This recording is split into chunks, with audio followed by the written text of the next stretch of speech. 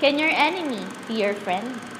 Which is proper to address, West Philippine Sea or South China Sea?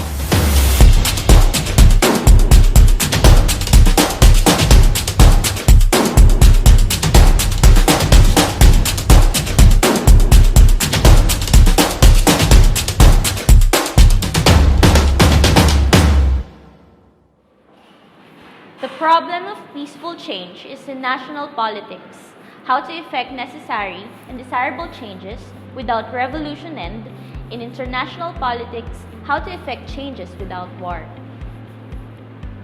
Located in the heart of Southeast Asia, South China Sea is a semi-enclosed sea surrounded by China and several and small militarily weaker Southeast Asian powers such as Philippines, Vietnam, Malaysia, and Brunei.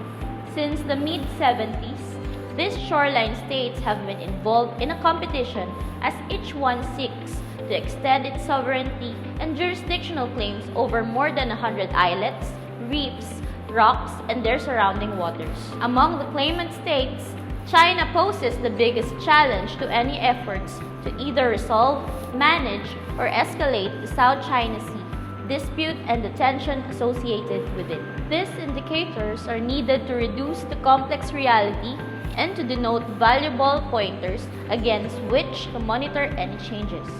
In coping with conflict, we must take the struggles of each side by its party, goal, issue, and strategy that characterizes the nature of conflict. Let's find out more in this FS Talk. The territorial dispute on South China Sea is not just between Philippines and China. There are also several countries that are also claiming parts of China's 9-dash line. These are Brunei, Taiwan, Indonesia, Malaysia, Vietnam, and the Philippines. In regards to this, we might be looking at the new Goliath of the modern era. It's probably because of China's hegemonic pattern of behavior. That is when it comes to monopolizing economic resources. In our opinion, it's their way of economic expansion or achieving economic superiority, which is probably their goal and probably the reason why China's infrastructural loans have so much complaints and said to be allegedly benefiting repressive regimes. But we could be wrong. Nowadays, there's a lot of possibilities and instances. Aside from the other countries who have territorial and maritime claims in the South China Sea, the most intriguing issue is a dispute between the claims of China and the Philippines. China's 9-dash line claims 86% of the entire South China Sea. The 9-dash line map was submitted by China to the United Nations on May 7, 2009. China did not explain the legal basis for these dashes, which had no fixed coordinates, and this made other countries protested. However, the Philippines doesn't claim the entire South China Sea, but a smaller area of the South China Sea of the country's western seaboard that is well within its exclusive economic zone and a continental shelf and is known as West Philippine Sea. The Philippine government spelled out this difference when former President Benigno Aquino Jr. issued Administrative Order No. 29 on September 5, 2012. Which named the maritime areas as West Philippine Sea. The West Philippine Sea would include the Kalayaan Island Group, which is 280 nautical miles northwest of Puerto Princesa and part of the larger Spratlys Group, and Bajo de Masinloc, which is 124 nautical miles west of Luzon, locally called as Panatag Shoal and internationally known as Scarborough Shoal.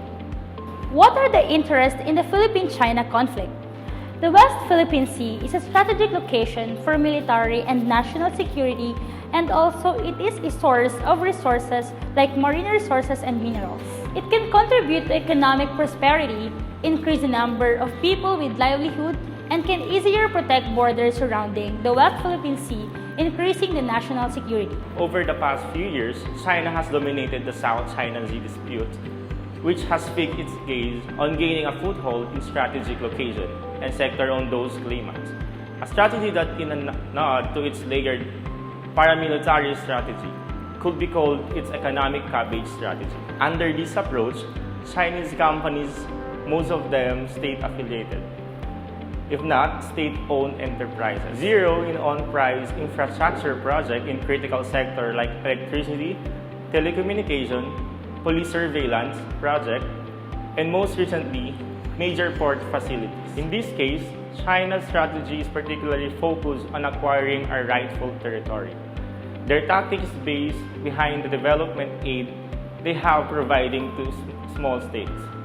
China and the Philippines are well known to be much family-oriented. That is why their bilateral relationship is way Asian than the Western countries. They seem to adopt both cultures and compromise their decision through their respective values. One of the indicators for conflict analysis is the human needs. We are bound for survival, and so with the Chinese people. The West Philippine Sea covers a lot of islets and reefs that are rich in aquatic resources.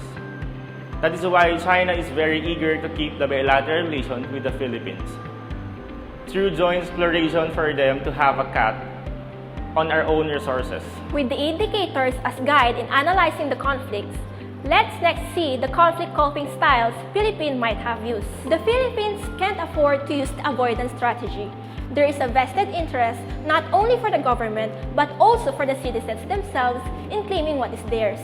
To avoid the conflict is to give up the fight and admit defeat, which will be a dissatisfaction for many. This time, on 2016, the Philippines began a little bit more aggressive. The contending style was used, even with the difference in power. Philippines represented an arbitration ruling according to the international law which they won, but it did not last. The power play between Philippines and China is seen. China disregarded the ruling and did not accept that, and still they can't be touched. If it was any other country, one may believe that one will be cowed and everything will be fixed. Philippines can fight alone. We don't have the resources and the stability for the upcoming reaction of the China. The contending style was used up. We can't keep up for so long. Currently, there are traces of style that can be named as accommodation or yielding to some. The government's decision for joint partnership for China for the part in the West Philippine Sea of 60-40 share can be called as accommodation. Since Philippines is deciding to collaborate and help each other to maintain the positive relations between the country. But it can also be said that this is a style of yielding. Since Philippines have won the arbitration, we have sovereign rights on the territory. If we let China collaborate, the Philippines is one of the stretching their resources and interests to meet China's demands. The conflict is a matter of perspective. China did not accept the ruling, hence they are not agreeing with the changes of Philippines having the sovereign rights, hence the claims of South China Sea. But Philippines wholeheartedly accept the ruling, so they are more inclined to fight and disagree with some of those beliefs, hence the claims of West Philippine Sea. In the Philippine side, we are yielding some of those hard-won sovereign rights to be shared with another. In the end, now that the struggles are more peaceful than before, can enemies be friends? Yes, they can. There are agreements where they can see eye to eye, but it isn't perfect. Since not all interests can be met, there are going to be leftover dissatisfaction, but we need to keep up friendly relations to continue the interdependence of countries. All in all, the conflict analysis framework made it easier to map out the factors of conflict and seeing its relationship with others. Comparing each indicator between two countries made us understand easier the complex interrelated cause and effect of a conflict. The framework is effective, but still, it's not guaranteed 100% right when used in predicting future scenarios. But it does open up other possibilities.